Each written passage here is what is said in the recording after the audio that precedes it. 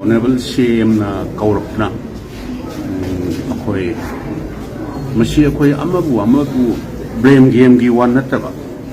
akhoi na tajabada so far kadai bowa chumba no subject to confirmation haibata lairiba state ki lairiba central paramilitary force state force mayam singsi ahum dugi manungda amadi ngasi pau da su yawi khabar da su yawi Assam Rifle na rescue tawraga ulap chapmina ki ba humse amadudi police ta scenery en haidai adu wargadi hojik lairiba manipur ki situation law in order ki film sa government of India na darkar laire haina tongan ba Assam Rifle di hanabu border ngapla moidi masing khangdang leiba haiba tare mapam kuding makta moigi presence leitaba amta yaudravani international border the khangde swaida khangde amada khangde state government da law and order si mashi maintain tawda mating pangnabana bharat sarkar na thari neba adu orgadi mi amabuna moina rescue tawraga chamina gi ba hum munungta aina tajabada gari imda moi hum di to chamina bani hai adu orgadi where about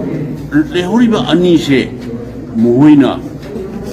kuki sinau singda khangde amada noi mashi tawganu Sina no shanti hanjela ibasirida hena disturb tawba oina thoni hena skelet torkra noisi thana dagi sahi lising kya gi mamang dagi leiminare iba noi nungsi sanana leiminare ibase hena gap hena lakina meeting point over lakta gi film lakani noi tawganu na moina haiba targati aidi yamna aruwa oiro khali ngarang honorable CM sa ai suggestion tawjabani Masi koi state government na suwa hotna biriba state security na hotna riba sigi mathakta government of India da particularly Minister of Home Affairs Honorable Home Minister ki intervention nama immediate intervention nama noi si tawganu yaroi suda leiba leitaba si tawganu noi sumaina khudong saba launa dan tawragadi Manipur ki laibak sidi yamna phibam chadabam da lakani noi tawganu haiba targadi aidi tagani haina khalle na sumaina suggestion tawjab